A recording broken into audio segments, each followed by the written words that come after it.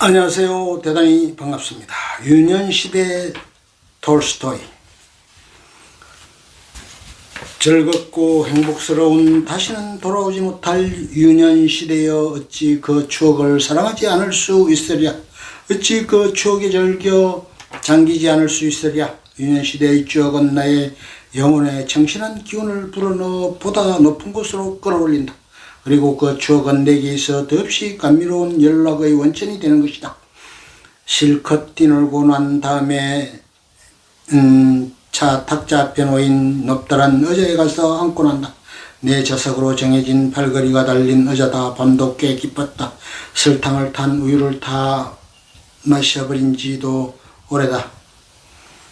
눈꺼풀이 무거워진다. 잠이 오는 것이다. 그래도 꼼짝 않고 앉아서 어른들이 하는 얘기를 듣고 있다. 어찌 그것을 듣지 않을 수 있으랴. 어머니가 누구와 이야기를 하고 있다. 말할 수 없이 감미로운 그 음성이 귓전에 응난히 울려온다. 그 음향만으로 나의 마음에는 수없이 많은 이야기가 전달되는 것이다.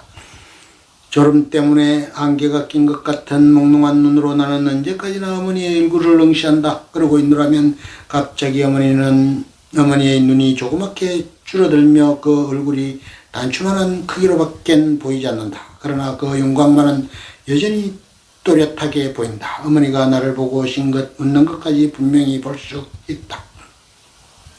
이렇게 콩알만큼 작아진 어머니의 모습을 바라보는 것이 나는 무엇보다 좋았다. 눈을 더욱 가늘게 뜨면 어머니는 마치 눈동자 속에 비친 어린애의 영상만큼이나 작아진다. 그러나 조금이라도 몸을 움직이면 이 영상은 금세 부서져 버리고 만다. 다시 몸을 도사리기도 하고 눈을 가늘게 뜨기도 하며 이 영상을 소생시키려고 온갖 노력을 다해봐도 결국은 헛일이 되고 만다. 나는 좀 더 편안한 자세를 취해보려고 두 발을 의자 위에 끌어올린다. 니콜랭카야, 너 또 개서 자려고 그러는구나. 졸리거든 어서 2층에 올라가거라 하라고 어머니가 말한다. 그러면 나는 대답한다. 나 졸리지 않아요. 그러나 몽롱하면서도 달콤한 환상에 휩싸이며 나도 모르는 새 두 눈이 스르르 감기고 만다. 1, 2분 후엔 아무것도 의식하지 못하게 되어 누가 깨울 때까지 그냥 내쳐 잠잔다. 하지만 누군가의 부드러운 손길이 와닿는 것을 꿈결에도 느낄 수 있다. 그리고 그 촉감만으로도 손길의 임자가 누군지를 알 수 있다. 그러면 잠이 취한 상태에서 거의 본능적으로 그 손을 잡아 입술에 갖다 대고 비빈다.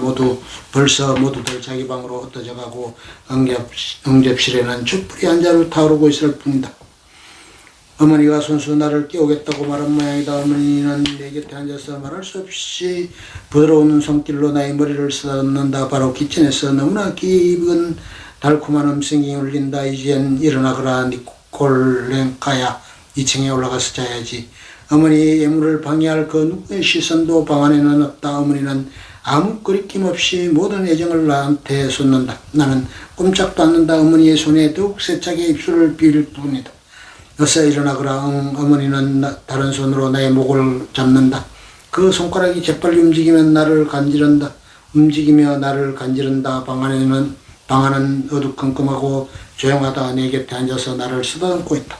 나는 어머니의 지치를 느끼고 어머니의 음성을 듣는다. 이 모든 것에 작용되어 나는 벌떡 몸을 일으킨다. 그리고는 두 팔을 어머니의 몸에 감고 머리를 그의 가슴에 묻으며 숨가쁜 소리로 이렇게 말한다. 엄마, 나는 엄마가 좋아.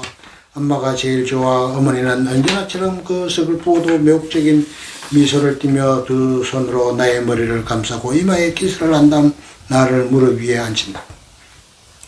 그렇게 너는 엄마가 좋으니 하고 잠시 입을 다물었다가는 다시 이렇게 말한다. 하지만 언제까지나 나를 좋아해야 한다. 알겠니? 그리고 이 엄마를 잊어서는 안 된다. 혹시 엄마가 죽더라도 너는 잊지 않겠지. 엄마를 잊지 않겠지. 이콜랭카야. 어머니는 더욱 다정스럽게 키스를 해준다. 그렇게 말하면 난 싫어. 이젠 그런 말 하지 말아요. 엄마. 나는 어머니의 무릎에 입을 맞추며 이렇게 외친다. 내 눈에서는 눈물이 줄지어 흘러내린다. 애정과 헌의의 눈물인 것이다.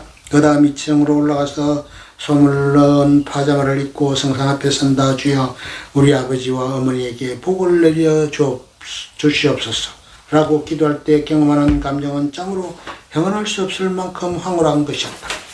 사랑하는 어머니를 위해 잘 돌아가지 않는 혀로 갓 배운 이 기도문을 몇 번이고 되풀이하고 있노라면 언제나 어머니에 대한 사랑과 신에 대한 사랑이 기이하게도 하나의 감정으로 융합되는 것이었다.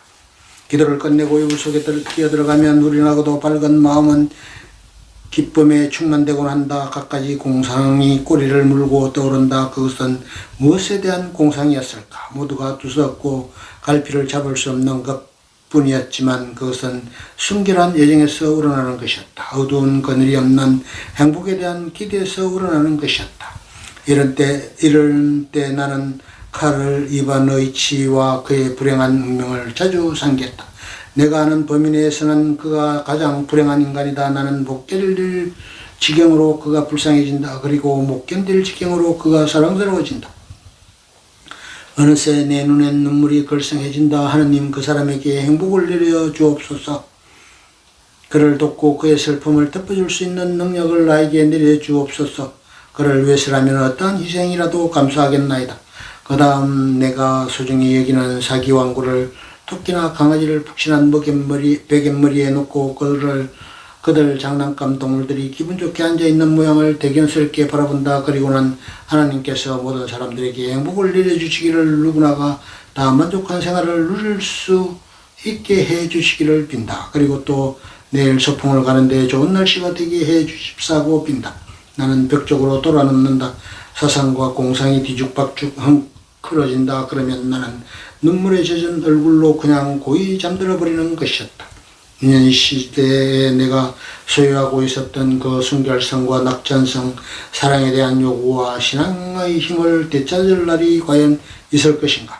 순진무구한 낙천성과 사랑에 대한 끝없는 요구, 이 두 가지 선이 삶의 유일한 원동력이었던 그 시대보다 더 좋은 시대가 과연 있을 것인가? 그때 그 뜨거운 기도는 지금 어디 갔는가? 하나님의 귀중한 선물인 그 순결한 감격의 눈물은 어디 갔는가? 위안의 천사가 날아와서 미소를 지으며 그 눈물을 닦아주고 아직 들이펴지지 않은 나의 어린 마음에 감미로운 공상의 씨를 뿌려주는 것이었다.